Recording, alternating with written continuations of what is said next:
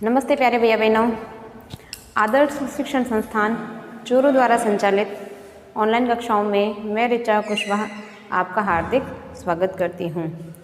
जैसा कि आपको सभी को पता है, मैंने अपने पिछले 2 वीडियो में आपको संस्कृत का पहला पाठ पढ़ाया और उसके शब्दार्थ करवाए थे। तो आज का जो हमारा वीडियो है, मैं उसमें आपके लिए प्रथम पाठ के प्रश्नोत्तर लेकर के आई हूँ। तो आइए हम प्रथम पाठ के प्रश्नोत्तरों को पढ़ेंगे। तो प्रश्नोत्तरों में सबसे पहला प्रश्न है, ये संस्कृत के प्रश्न हैं, इसलिए इनके उत्तर भी संस्कृत में ही होंगे। तो पहला प्रश्न है, त्रयः बालका काम योजनां कृतवन्तः। तो एक बात विशेष ध्यान रखने वाली है, मैंने आपको पिछले वीडियो में बताया था कि हमें जो विसर्ग और ये जो मैं का उच्चारण है, इनको स्पष्ट रूप से करना है। तो त्रयः बालका काम योजनां कृतवन्तः, तो इसका उत्तरम जी। त्रयः बालका प्रवासस्य योजनां कृतवन्तः। हमारा अगला प्रश्न है, बालकाः केषाम् अनुमतिं प्राप्तवन्तः। अर्थात मैं इसका आपको अर्थ भी बता देती हूँ, बालकों ने किसकी अनुमति प्राप्त की। अगर आपने इस कहानी को पढ़ा है, इस पाठ को पढ़ा है, तो आपको पता होगा कि बालकों ने किसकी अनुमति प्राप्त की थी, अभिभावकों की। तो उत्तरम जी, बालकाः अभिभावकानां अनुमतिं प्राप्तवन्तः। बालकों ने अभिभावकों की अनुमति प्राप्त की। तीसरा प्रश्न है, बालकाः केन यानेन प्रवासं कृतवन्तः। बालकाः केन यानेन प्रवासं कृतवन्तः, अर्थात बालक किस यान से या कौन से यान द्वारा वो बाहर गए थे। तो किस यान द्वारा गए थे, उत्तरम जी, बस यानेन। बस यानेन अर्थात बस के द्वारा। हमारा अगला प्रश्न है, अकस्मात् यानम के स्थगितवन्तः। अकस्मात् यानम अर्थात अचानक यान को किसने रोक लिया, उत्तरम जी, लुण्ठका। अर्थात किसने रोका था, डाकुओं ने रोका था। हमारा अगला प्रश्न है, लुण्ठकाः किम उक्तवन्तः।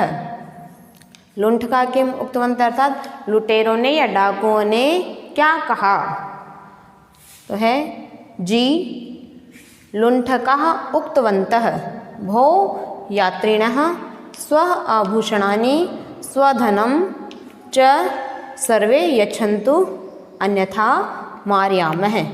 डाकुओं ने कहा था कि सभी यात्रीगण जो हैं वो अपने पैसे, अपने गहने इत्यादि वो सब दे दे, नहीं तो मार देंगे। छठा प्रश्न है, सर्वे किमर्थम बालकानां श्लाघनं कृतवन्तः। सभी ने किसके लिए बालकों की प्रशंसा की, तो उत्तरम जी, सर्वे बालकानां धैर्य श्लाघितवन्तः। सभी ने बालकों के धैर्य की प्रशंसा की। तो ये जो हमारे प्रश्न हैं और इनके साथ के उत्तर हैं, ये कुछ मैंने आपको बोर्ड पर करवा दिए हैं। अन्य जो प्रश्न उत्तर हैं वो आपको PDF के माध्यम से मिल जाएंगे। तो आपको इन सभी प्रश्नों को और इनके उत्तरों को और व्याकरण संबंधित जो अन्य काम हैं उनको अपनी कॉपी में करना है, इन प्रश्नोत्तरों को याद करना है। तो आइए इन प्रश्नोत्तरों के बाद में अब से मैं आपके लिए सामान्य ज्ञान की कुछ बातें जो संस्कृत में या संस्कृत भाषा के शिक्षण के लिए उपयोगी हैं वो थोड़ी थोड़ी बताया करूँगी।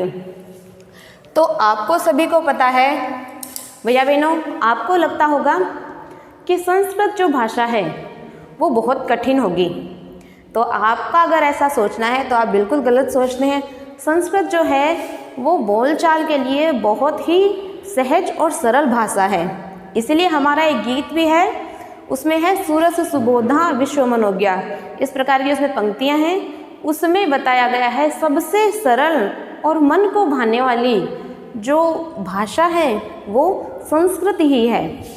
जब हमारे कंप्यूटर्स बनाए गए तो उन कंप्यूटरों को कोडिंग करने के लिए एक भाषा की ज़रूरत थी जो कि उनको सही तरीके से निर्देश दे सके, और कंप्यूटर जो है वो उसको एकदम जैसा निर्देश दिया है वैसा ही उसको समझ सके। इसके लिए भाषा की आवश्यकता थी, जो कि विश्व की सभी भाषाओं में से संस्कृत को ही चुना गया था, क्योंकि संस्कृत एक ऐसी भाषा है जिसको हम जैसा लिखते हैं वैसा ही बोलते हैं और उसी के अनुसार उसका अर्थ जो है वो प्रकट होता है। तो इसके अलावा अगर हम अन्य भाषाओं को देखें या फिर आजकल हम एक संस्कृत के अलावा अंग्रेज़ी का बहुत ज़्यादा महत्व रहता है कि अंग्रेज़ी आनी चाहिए, अंग्रेज़ी आनी चाहिए, लेकिन अंग्रेज़ी जो है उसमें क्या होता है कि जो हम लिखते हैं उसका उच्चारण उससे कुछ अलग होता है, लेकिन उसको जब हम वाक्य में प्रयोग करते हैं तो उसी जो शब्द है उसका कहीं अर्थ कुछ और होता है और कहीं कुछ और होता है। तो इसलिए आज से मैं आपको छोटे छोटे वाक्यों के द्वारा संस्कृत का दोहरान करना या हम उसको कैसे बोल सकते हैं अच्छे तरीके से ये बताऊंगी। तो हमारे दैनिक दिनचर्या में हम जब सबसे पहले उठते हैं और उठ करके हम बड़ों को प्रणाम करते हैं ना। हमारे जो विद्या भारती के जो जितने भी विद्यालय हैं उनमें सभी में आपको यही सिखाया जाता है कि आपको उठ करके सबको प्रणाम करना चाहिए।